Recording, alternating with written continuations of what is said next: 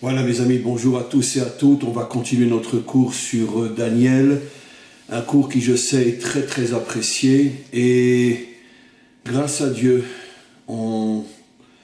Kadosh Baruch Hu m'a envoyé l'idée de faire ce cours et que l'on puisse avoir le temps et la force de voir tous les livres ensemble et j'espère beaucoup plus. Le cours d'aujourd'hui est dédié à la guérison totale et définitive de Huguette Bat Catherine. Qu'Akadosh Baruch Hu lui envoie toutes les forces de la guérison et qu'on puisse entendre très très prochainement de très très bonnes nouvelles. Avant de continuer à lire le texte, je veux revenir sur deux notions très importantes. Donc cette pierre qui s'abat sur la statue, on a commencé à parler un petit peu de la pierre, mais d'abord je voudrais revenir sur une notion que j'avais à peine évoquée. Le verset dit que c'est une pierre qui n'est pas jetée par une main, une pierre qui on pourrait dire, qui sort avec une très grande force, qui s'abat sur les pieds de la statue et qui fait tomber toute la statue, ça on verra plus tard dans le cours. Mais le verset précise une pierre qui n'est pas jetée par une main. Qu'est-ce qui se cache derrière ça? Alors bien évidemment, une notion extraordinaire. Bien évidemment que cette pierre qui est jetée, qui abat la statue, c'est-à-dire qui abat toutes les civilisations qui ont dominé Israël et qui, à travers la domination d'Israël, domine en vérité l'humanité tout entière, car comme je ne cesse de l'expliquer, la raison pour laquelle les dictateurs, les dirigeants veulent détruire Israël, c'est parce qu'ils savent que tant qu'Israël sera dans ce monde, ils ne pourront pas transformer l'humanité tout entière en esclaves, et c'est le but visé par tous les dictateurs et qui a commencé dans le récit biblique avec Nimrod, comme on le sait. Mais en tous les cas, la volonté de détruire Israël n'est qu'un prétexte pour arriver à soumettre toute l'humanité. Malheureusement, les peuples sont à ce point naïfs qu'ils gobent toutes les bêtises qu'on leur dit sur le peuple juif et malheureusement, ils ne se rendent même pas compte qu'ils tiennent le revolver et qu'ils se tirent eux-mêmes une balle dans la tête finalement en s'associant à tous ces mensonges concernant notre peuple, concernant Israël jusqu'à aujourd'hui. Mais quoi qu'il en soit, revenons donc. Cette pierre fait bien sûr allusion au Mashiach, à la délivrance finale. Alors pourquoi le verset précise-t-il que cette pierre n'est pas jetée par une main? Puisque au contraire, si c'est le Mashiach lui-même qui est symbolisé par cette pierre, on aurait dû au contraire voir une main qui jette cette pierre pour bien montrer qu'il y a une présence terrestre, le Mashiach, qui agit pour la délivrance. Alors, bien sûr, l'idée, je l'ai déjà évoquée de très, très, très nombreuses fois. Le Mashiach sera tout, absolument tout, sauf ce que malheureusement sont tous les dirigeants, c'est-à-dire, d'une certaine manière, des gens qui acceptent que finalement, on les considère comme des rois. C'est vrai malheureusement partout. Il y a de minuscules exceptions dans l'histoire, de vrais grands qui ont tout fait pour qu'ils ne soient pas transformés en culte de l'homme, mais c'est très très rare. Même s'ils ne cherchent pas véritablement à devenir des grands, respectés, honorés, gourous et tout ce que vous voulez, malheureusement, même s'ils ne le cherchent pas, ils n'empêchent pas non plus que ça se produise. On le voit malheureusement dans toutes les générations, jusqu'en dans notre génération, combien de grands ont été transformés en demi-dieux ou en messie ou je ne sais quoi, et n'ont pas vraiment agi pour empêcher que cela se passe. Le seul qui fera tout pour être transparent, pour être invisible, parce que son seul et unique but sera de dévoiler le maître du monde comme roi de ce monde. Il sera transparent, il sera invisible, alors que ce sera le plus puissant de tous les hommes qui auront vécu depuis la création du monde, puisque c'est lui qui va amener la réparation du monde, c'est lui qui va amener la délivrance. Et malgré tout, il sera absent. Et je vous le dis, et on le verra, le Mashiach sera tout sauf un crétin qui s'assoit sur un trône avec une couronne sur la tête et que tout le monde vient et lui dise « Messie, Messie, Messie, Messie ». Il dira « Mais non, c'est pas moi, c'est lui ». Il sera entièrement transparent. Il se battra de toutes ses forces pour qu'on n'en fasse pas un nouveau rabbi, un nouveau gourou, un nouveau demi-dieu ou comme chez beaucoup, le fils de Dieu. Il fera tout pour se battre contre ça. Il ne laissera pas les hommes le transformer en modèle devant lequel tout le monde se prosterne, comme c'est malheureusement le cas de pratiquement tous les grands dans toutes les générations, et malheureusement chez nous aussi, même dans le monde des gens bien. Ils sont transformés en demi-dieux. Lui empêchera ça. Parce que lui, encore une fois, je me répète, n'a qu'un seul et unique but, que le Créateur devienne le roi de ce monde. Le roi, c'est lui, c'est pas moi. Moi, je ne suis qu'un instrument, dira-t-il. Je ne suis qu'un instrument, fichez-moi la paix, arrêtez d'honorer le marteau, la scie, le clou, comme je donne toujours cet exemple. Dites merci à celui qui a réparé le monde, c'est pas moi, moi je ne suis qu'un marteau, je ne suis qu'un ustensile dans ses mains. Honorez le maître du monde.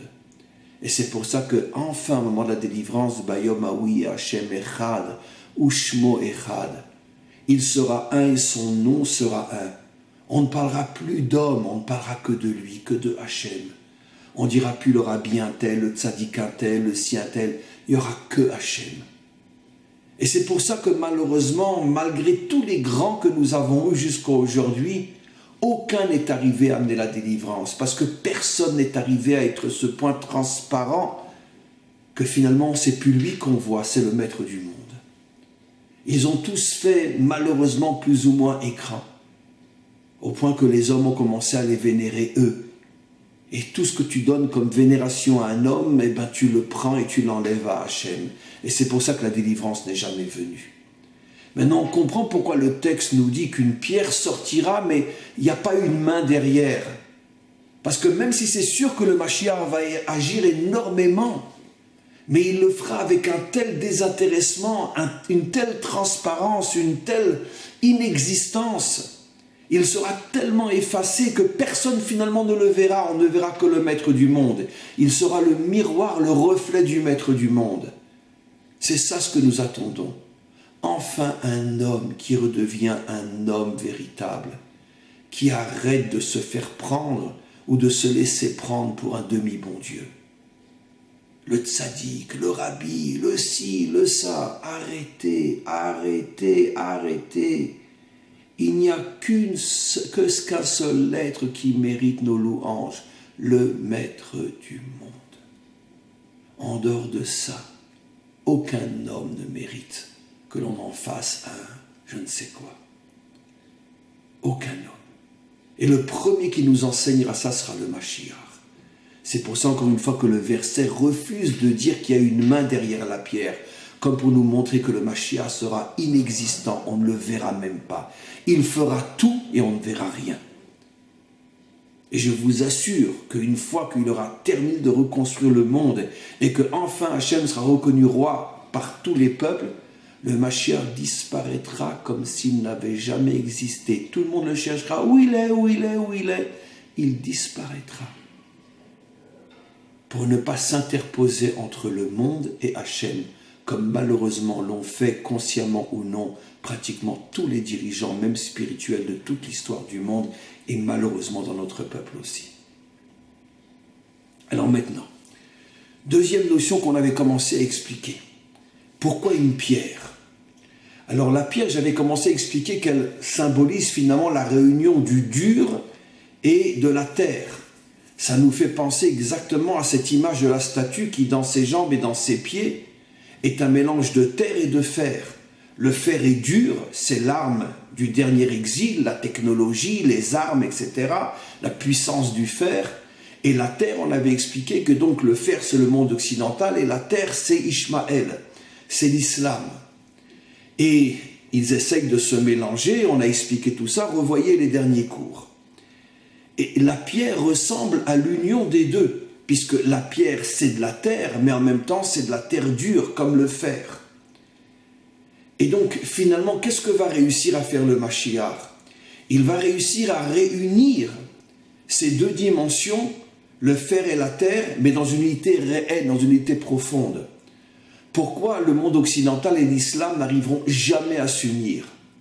Parce que pour le monde occidental, Dieu n'est qu'en haut, il n'est pas en bas. Pour l'islam, je pourrais en parler pendant des millénaires, mais je ne peux pas le faire dans le cadre de ce cours. Dieu est surtout en bas. C'est-à-dire c'est une force politique, une force militaire, le djihad. Car même si beaucoup de musulmans n'osent pas le dire, et je peux comprendre pourquoi ils n'osent pas le dire, tout celui qui étudie le Coran et tout celui qui est en contact avec des musulmans, et je peux vous assurer que moi je suis, oui, en contact avec des musulmans qui m'apprennent la vérité vraie, le point culminant, le summum de tout le Coran, c'est le djihad. Ça veut dire imposer Dieu dans ce monde sur le plan politique, militaire, économique, par la force. Et donc ça, c'est le summum de l'enseignement du Coran. Ce qui veut dire que dans l'islam, j'oserais presque dire dans la partie cachée de l'islam, car officiellement personne ne veut en parler, mais dans la dimension cachée de l'islam, Dieu est une force terrestre, Allah est une force terrestre, dont finalement, dont le but est la conquête du monde. Et sur le plan politique, sur le plan économique, sur le plan militaire. Regardez, dans tous les pays musulmans, je parle musulmans, je ne parle pas de pays arabes laïcs comme l'Égypte, etc., mais qui sont pratiquement les derniers à rester encore plus ou moins laïcs. Mais dans tous les pays musulmans, l'islam est politique. D'ailleurs, il y a un proverbe musulman d'ailleurs qui dit que ou l'islam est politique ou il ne l'est pas. Au Pakistan, en Afghanistan, au Liban, en Syrie, en Arabie Saoudite, dans tous les Émirats, en Iran bien évidemment, la religion est politique. Ce qui veut dire que l'islam considère que Dieu est surtout en bas. Mais dans les aspects, on pourrait dire, les plus concrets du monde d'en bas. Alors que dans le monde occidental d'origine chrétienne, Dieu est en haut, il n'est pas en bas. C'est la séparation entre l'Église et l'État. Et les deux refusent d'accepter finalement la vision de l'autre. L'islam refuse qu'un Dieu pourrait n'être qu'en haut. Le monde occidental d'origine chrétienne refuse que la religion puisse être politique, puisque c'est la séparation entre l'Église et l'État. Ce qui veut dire que chacun dans sa conception de Dieu refuse l'idée de l'autre. Alors que la Torah nous dit exactement le contraire. La vraie sagesse, c'est l'union entre le ciel et la terre. Dieu est en haut, mais il est aussi en bas. Dieu est en bas, mais il est aussi en haut. Et tout le but de la Torah, c'est d'arriver à unir le monde d'en haut et le monde d'en bas. Dieu n'est pas qu'en bas, il est aussi en haut. Dieu n'est pas en haut, il n'est pas qu'en haut, il est aussi en bas. Et ça, c'est la force de la Torah qui n'existe ni dans la chrétienté et ni dans l'islam. C'est pour ça que la Torah arrivera à réunir ces deux dimensions. C'est-à-dire, il y a quelque chose de juste dans l'islam. C'est vrai que Dieu doit être en bas. Il y a quelque chose de juste dans la chrétienté. C'est vrai que Dieu est aussi en haut, je vais expliquer. Mais les deux se trompent parce que les deux refusent de voir l'autre aspect, l'autre dimension. Il n'y a que la Torah qui est porteuse de la véritable sagesse, qui dit que Dieu est en haut et Dieu est en bas. Dieu est en bas et Dieu est en haut. Et il faut unir. En ce jour, Dieu sera un. Il y aura l'unité entre le monde d'en haut et le monde d'en bas. Alors, qu'est-ce que ça veut dire concrètement? Et ça, c'est le symbole de la pierre qui réunit à la fois, on pourrait dire, la dureté de la pierre, du fer, et le sable, c'est-à-dire la terre. La terre plutôt, pas le sable. Alors, quel est le sens de cette unité entre le ciel et la terre? Ça veut dire que Dieu est en bas en ce sens que les hommes doivent reconnaître que c'est lui qui dirige le monde. Et c'est ce que tout le monde comprendra, ressentira et verra au moment de la délivrance. Mais qu'est-ce que ça veut dire qu'il est aussi en haut? Ça veut dire que nous ne pouvons pas le comprendre réellement. Nous ne pouvons pas parler complètement en son nom. Nous ne pouvons pas complètement intégrer sa manière de diriger le monde et sa manière finalement de penser et de parler. Ça veut dire qu'il y a une dimension dans Dieu qui nous dépasse complètement et que nous n'atteindrons jamais. On peut se rapprocher, mais nous n'atteindrons jamais la totalité de Dieu. Et ça, justement, c'est la dimension céleste de Dieu. Il y a une dimension terrestre, ça veut dire qui est proche de nous, que l'on comprendra un jour, que l'on révélera un jour, avec laquelle on vivra. La dimension de Dieu tel qu'il est avec nous dans ce monde. mais il restera toujours une dimension complètement inaccessible, la dimension céleste, qui fait qu'en vérité, il est à la fois en haut, en ce sens qu'il nous dépasse complètement et on n'atteindra jamais la connaissance réelle et complète de Dieu. Mais d'un autre côté, il est aussi en bas, proche de nous, avec nous. Et justement, c'est ça l'union entre le ciel et la terre que n'arriveront jamais à atteindre ni le monde chrétien occidental, ni l'islam. Parce que pour l'islam, il n'est qu'en bas. Et on parle en son nom. On agit en son nom. On se sent les responsables de son nom, les envoyés de son nom. Et on est prêt à détruire les 2/3 de l'humanité pour que se dévoile son nom sur terre. Alors que le peuple juif est à l'extrême opposé. Oui, on veut qu'il se dévoile sur terre. Mais qui sommes-nous pour imposer par la force son nom sur terre? Non, jamais. Il est hors de question. Nous ne pouvons pas agir en son nom, car il y a des dimensions dont Dieu qui nous dépassent complètement.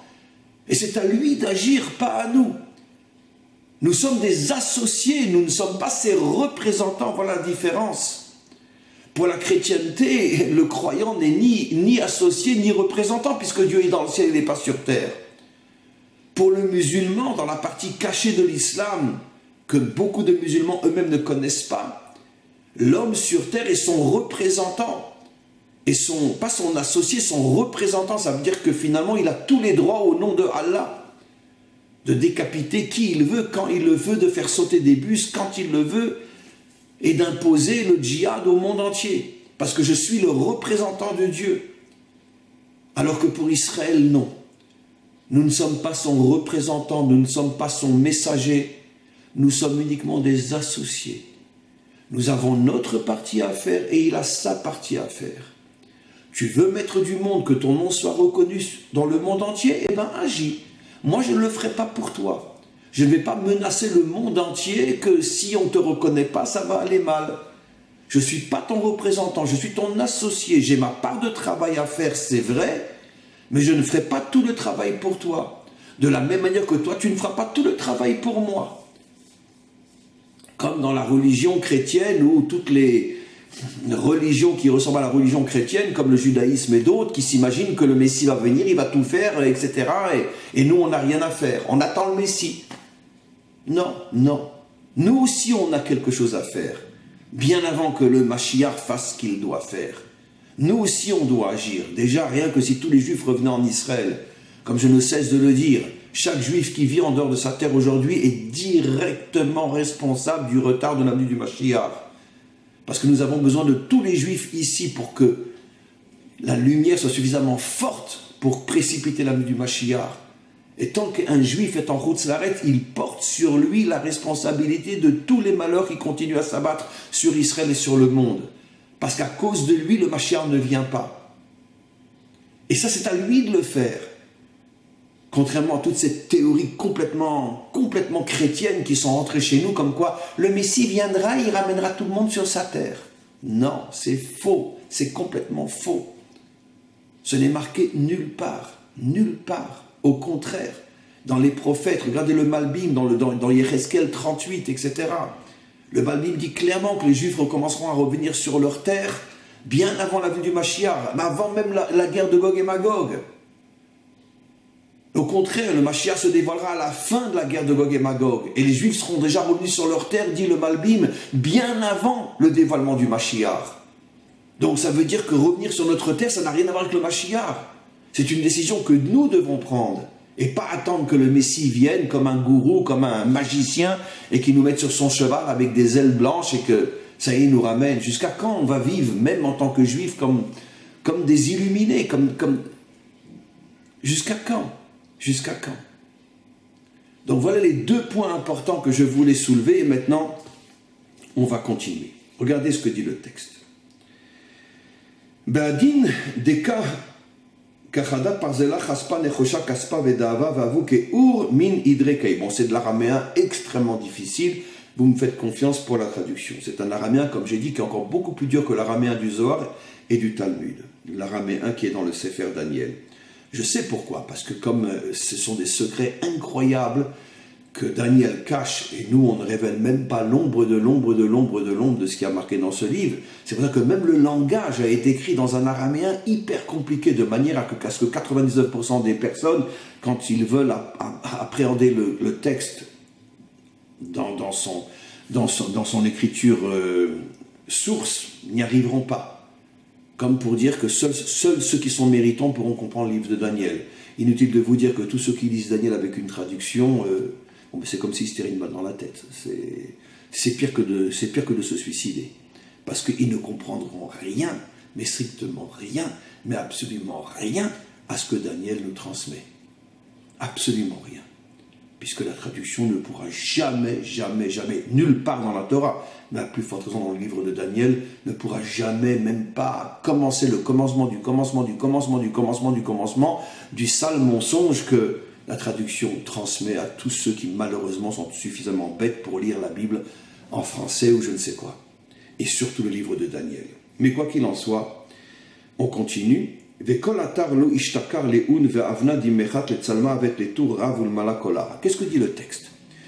Une fois que la pierre va tomber sur les pieds de la statue, à ce moment-là, toute la statue va s'effondrer et les 4 parties qui sont la tête en or, le haut du tronc en argent, le bas du tronc en cuivre, les jambes jusqu'aux pieds en fer et en terre, tout va s'effondrer, mais on aurait pu imaginer que la statue tombe et qu'elle reste par terre, mais qu'elle reste entière, non.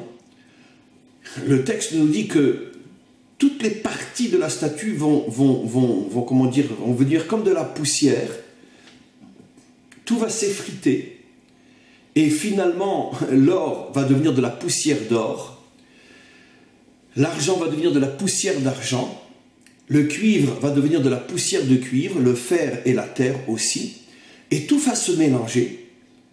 On ne verra plus vraiment où est l'or, où est l'argent, le cuivre, le fer et la terre, tout va se mélanger, ça va faire, on pourrait dire, une sorte de monticule de poussière, et puis après va venir un énorme vent, qui va souffler sur ce tas de poussière et qui va l'éparpiller aux 4 coins du monde au point que on ne trouvera même plus un grain de cette poussière. Elle va disparaître, dit le verset, comme si elle n'avait jamais existé, comme si la statue n'avait jamais existé. On ne saura même plus qu'elle a existé.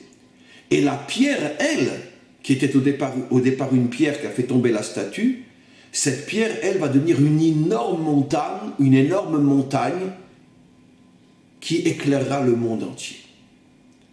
Alors commençons par la première partie. Qu'est-ce que ça veut dire? Ici, il y a une question énorme. Apparemment, les différentes parties de la statue représentent les différents exils. À l'époque où la pierre tombe, la Babylonie apparemment a déjà disparu. Donc il ne devrait plus avoir la tête en or. Au niveau de la chronologie historique, les Perses ont disparu. Les Iraniens d'aujourd'hui, au niveau de leur, on pourrait dire de leur vécu, n'ont rien à voir avec les Perses d'il y a 4000 ans ou 3000 ans. À plus forte raison, les Grecs avec la Grèce d'Alexandre le Grand. Et même aujourd'hui, le monde occidental par rapport à l'Empire romain. Donc comment se fait-il que la statue est encore là? Vous comprenez ma question? Comment est-elle là? Au moment où la pierre s'abat, elle aurait dû s'abattre uniquement sur le dernier exil. Les 3 premiers ont disparu, il n'y a plus de Grecs, il n'y a plus de Perses, il n'y a plus de Babyloniens. Or, ils sont là. Et dans un premier temps, la statue tombe, et puis après, elle se transforme en poussière, et après vient le vent qui éparpille la poussière, et tout disparaît comme si il n'avait jamais existé. Qu'est-ce qui se cache derrière tout ça? Qu'est-ce qui se cache? Alors, expliquons d'abord, répondons à la première question. La première question était, les empires précédents auraient dû disparaître. Ils ne sont plus là. Alors pourquoi, quand la pierre fait tomber la statue, tout tombe en même temps, la tête est toujours là, la Babylonie est toujours là, etc. Alors bien sûr, on a expliqué.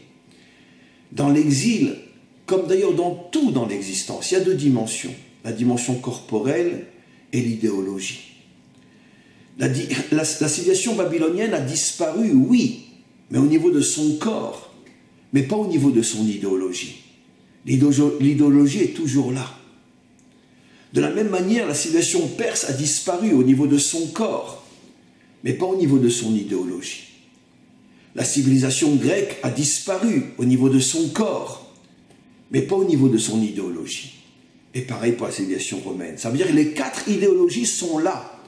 Et c'est elles qui représentent véritablement la statue. Parce qu'évidemment qu'au moment de la délivrance finale, il n'y aura plus de Babyloniens, il n'y aura plus de Perses, il n'y aura plus de Grecs, il n'y aura même plus de Romains. Mais ça, c'est uniquement l'aspect extérieur de ces civilisations. Mais les idéologies sont là. Et les idéologies sont les 4 idéologies fondamentales qu'on va revoir qui empêchent la délivrance finale. L'idéologie babylonienne comparée à l'or, l'idéologie perse comparée à l'argent, l'idéologie grecque comparée au cuivre, l'idéologie occidentale chrétienne comparée au fer, et enfin l'idéologie musulmane. Mais ce n'est pas vraiment une 5e idéologie, puisqu'elle est mélangée, comme on l'a vu dans la statue, avec l'occidentale chrétienne. Donc, c'est quoi ces 4 idéologies? Je l'ai déjà expliqué. Chaque idéologie veut voiler ou effacer l'une des 4 lettres du nom divin. C'est pour ça qu'il est dit au moment de la délivrance, en ce jour, son nom sera un. C'est-à-dire les 4 lettres du nom divin vont, on pourrait dire, se reconstruire et apparaître, et tout le monde verra le nom divin sous la forme de ces 4 lettres. Mais jusqu'à la délivrance finale, chaque idéologie continue de voiler une des 4 lettres du nom divin au point qu'on ne voit pas le nom divin. Qu'est-ce que ça veut dire dans un bon français, on ne voit pas le nom divin? On ne sait pas qui est Dieu. On ne connaît pas sa véritable identité. C'est pour ça que, comme j'ai expliqué encore dans le cours précédent, celui-là, que finalement tout ça c'est en vérité le stratagème du Satan qui a inventé la religion. C'est quoi la religion? C'est la falsification du nom divin. Le christianisme, l'islam, le judaïsme, le bouddhisme, l'hindouisme, toutes les religions, je dis aussi le judaïsme, et je sais très bien ce que je dis, c'est pour ça d'ailleurs qu'on parle de judéo-christianisme. On ne se rend même pas compte à quel point cette expression confirme mon cours. Le judaïsme est une religion, ce qui n'a rien à voir avec la Torah. Rien à voir avec la Torah.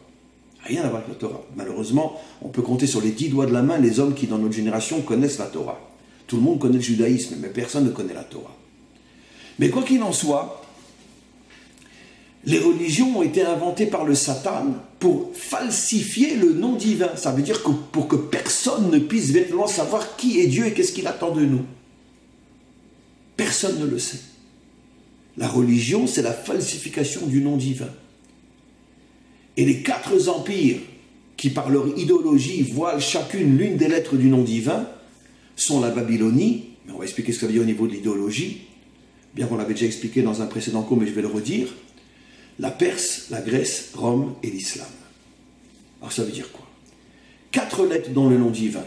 D'abord un Yud, qui est voilé par Babylone, le premier E, qui est voilé par la Perse, le Vav, qui est voilé par la Grèce, et le dernier E, qui est voilé par Rome et l'islam, c'est-à-dire par le monde occidental et l'islam.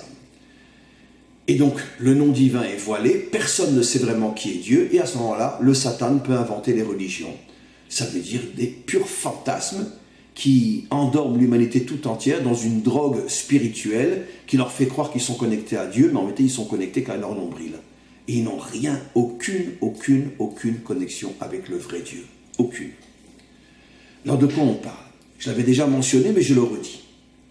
Le Yud fait allusion à l'attribut que nos maîtres appellent la Chokhma. C'est quoi la Chokhma? Nos maîtres disent la Chokhma me'ayin timatse. La Chokhma, c'est la prise de conscience qu'à chaque milliardième de fraction de seconde, le monde n'existe que parce qu'il est constamment rechargé par l'énergie divine. Et si l'énergie divine s'enlevait un milliardième de fraction de seconde du monde, le monde retournerait au néant comme s'il n'a jamais existé.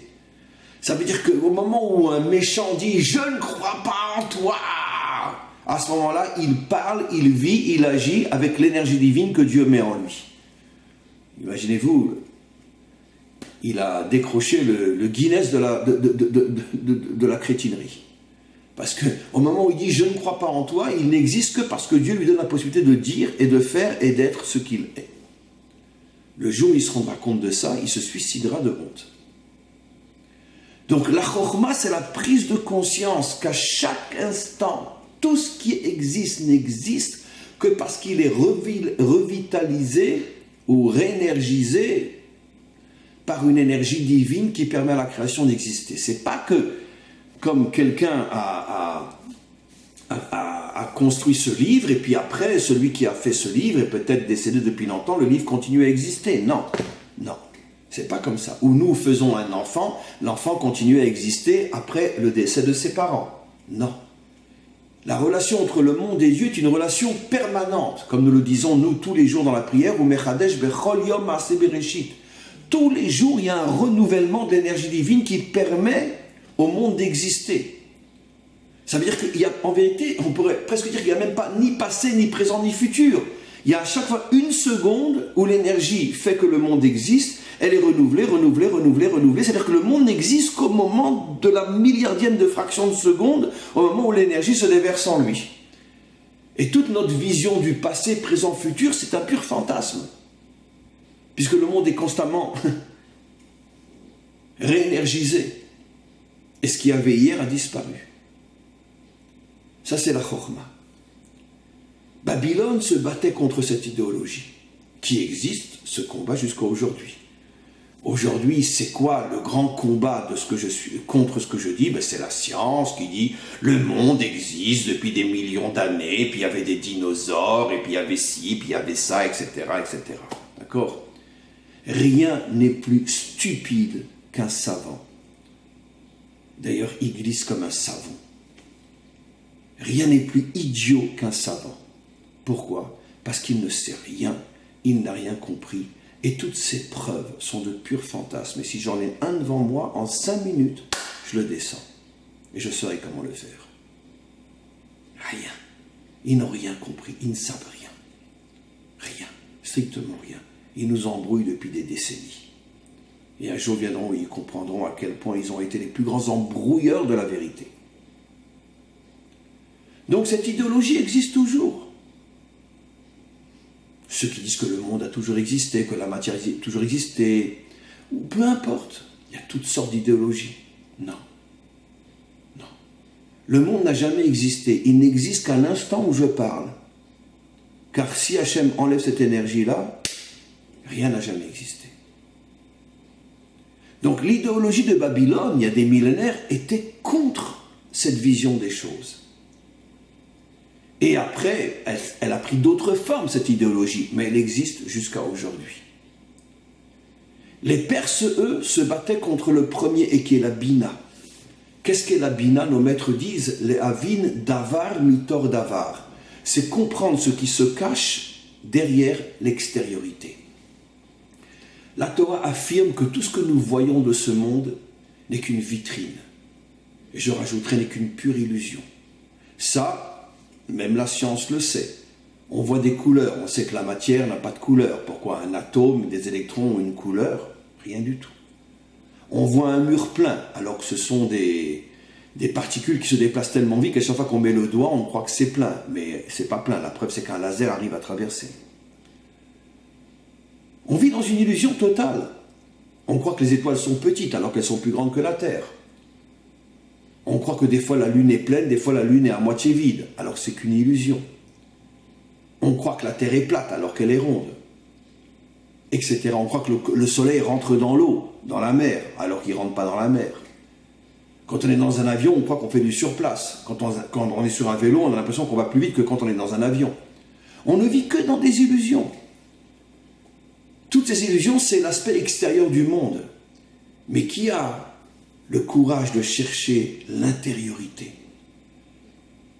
La vraie réalité est dans l'intériorité cachée de chaque chose, comme l'âme dans le corps, comme l'énergie divine dans le monde. Mais malheureusement, la grande majorité des hommes ne croient que ce qu'ils voient.